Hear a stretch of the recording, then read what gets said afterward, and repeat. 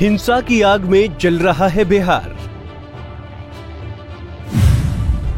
जुलूस के नाम पर कौन फैला रहा है हिंसा? किसके इशारे पर हो रही है हिंसा? चुनाव आते ही क्यों भड़क जाती है हिंसा? जिम्मेदार कौन?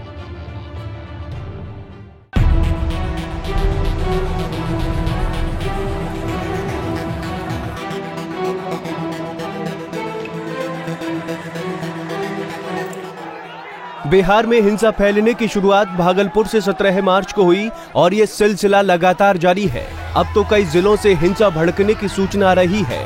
भागलपुर के बाद औरंगाबाद, समस्तीपुर और मुंगेर भी हिंसा की चपेट में है, जबकि ताजा मामला जमुई का है।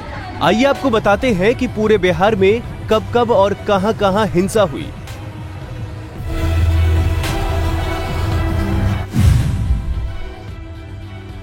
सबसे पहले भागलपुर के नाथनगर में 17 मार्च को एक जुलूस को लेकर दो पक्षों के बीच हिंसक झड़प हुई। बता दें कि हिंदू कैलेंडर विक्रम संवत को लेकर जुलूस निकाला जा रहा था और जुलूस के जरिए लोगों को हिंदू कैलेंडर के बारे में बताने का प्रयास किया जा रहा था। तभी एक पक्ष ने इसका विरोध किया, जिसके बाद दोनों समूहों में बहस शुरू हो गई और बाद में इस बहस ने हिंसा की शक्ल ले ली, जिसके बाद दोनों पक्षों में जमकर पत्थरबाजी और गोलीबारी भी हुई। इस हिंसा में कुछ पुलिसकर्मी घायल भी हो गए तो कुछ शरारती तत्वों ने आगजनी और तोड़फोड़ भी की। एक दोपहिया वाहन को आग के हवाले कर दिया और कुछ दुकानों में भी तोड़फोड़ की गई। जिस इलाके में हिंसा हुई वो मुस्लिम बहुल इलाका है। ऐसे में कोई अफवाह न फैले, इसके लिए प्रशासन ने एहतियातन इंटरनेट सेवाएं 2 दिनों के लिए बंद कर दी। मामला शांत होने के बाद इंटरनेट सेवाएं बहाल की गई। आपको बता दें कि इस मामले में केंद्रीय मंत्री अश्विनी चौबे के बेटे अर्जित शाश्वत पर हिंसा भड़काने का आरोप है और गिरफ्तारी वारंट भी जारी हो चुका है, जिसके बाद इस मामले को लेकर राजनीतिक गरमाई हुई है। सत्ता पक्ष के लोग जहां अर्जित को निर्दोष बता रहे हैं, तो वहीं विपक्षी नेता गिरफ्तार करने के लिए सरकार पर दबाव बना रहे हैं।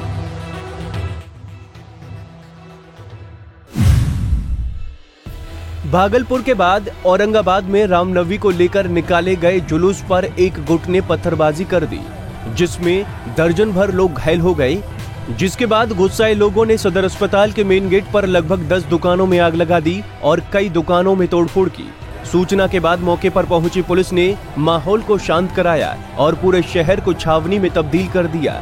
औरंगाबाद शहर में आज बाइक रैली थी रामनवमी के अवसर पर।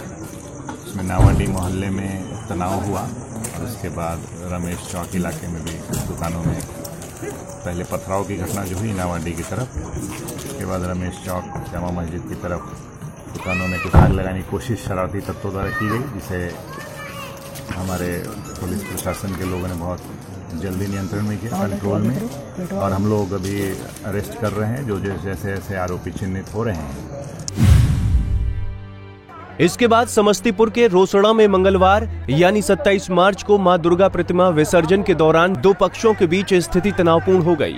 तनाव उस वक्त और भी बढ़ गया जब प्रतिमा विसर्जन के दौरान गुदरी चौक स्थित मस्जिद के निकट शरारती तत्वों ने प्रतिमा पर जूता चप्पल फेंका। इसके बावजूद श्रद्धालुओं ने शांतिपूर्ण प्रतिमा विसर्जन कर घर लौट गए। लेकिन जब इस मामले की जांच की जा रही है तो कुछ शरारती लोगों ने फिर पत्थर फेंकने का काम किया और फिर तनाव का माहौल उत्पन्न हो गया। दोनों पक्षों की ओर से किए गए पथराव में एसपी, एएसपी, रोसड़ा थाना प्रभारी सहित आधा दर्जन पुलिस और दर्जन भर लोग घायल हो गए। हालांकि इसके बाद पूरे इलाके को छावनी में तब्दील कर दिया गया है और धारा 144 लगा दी गई है।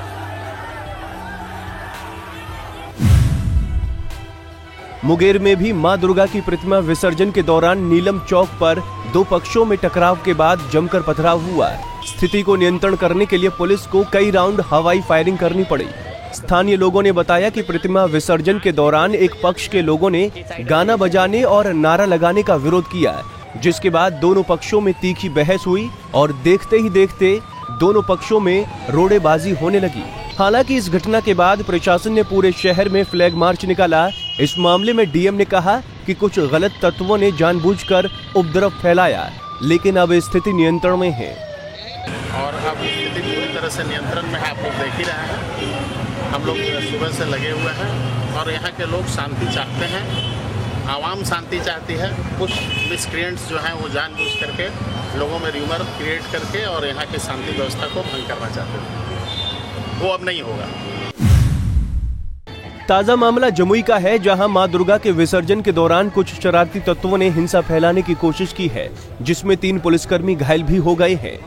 बता दें कि जुलूस जैसे ही संवेदनशील इलाके में पहुंचा, भीड़ में मौजूद कुछ उपद्रवी तत्वों ने संवेदनशील इलाके में घुसने का प्रयास किया।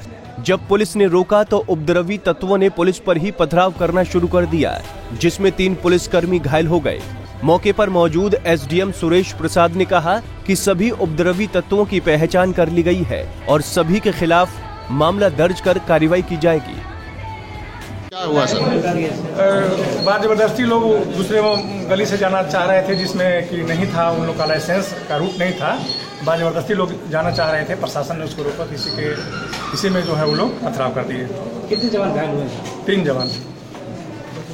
आरोपी की पहचान की गई है? हाँ, आरोपी की पहचान सारे लोगों। FIR वगैरह दर्ज हुआ क्या सर? FIR दर्ज नहीं हुआ, ऐसे हमें तुरंत होगा। अभी हम लोग जुलूस में है, जुलूस समाप्ति के पश्चात तुरंत FIR दर्ज होगा। सभी लोग पहचान में। एक तरफ पूरे प्रदेश में हिंसा फैली हुई है, तो वहीं राजनीतिक दल इसको लेकर सरकार को घेरने में जुटी हुई है। सवाल उठता है कि चुनाव नजदीक आते ही ऐसा क्या हो जाता है कि एक जगह घुल मिलकर रहने वाले लोग आपस में लड़ने लगते हैं। कौन और किसके इशारे पर ये सब हो रहा है? जरूरत है समय रहते ऐसे सफेद पोशों की पहचान की जाए और सख्त से सख्त सजा दी जाए, जिससे कि दोबारा अमन चैन में खलल डालने वाले ऐसा सोच भी न सकें। Bureau report, Punjab Kesari TV.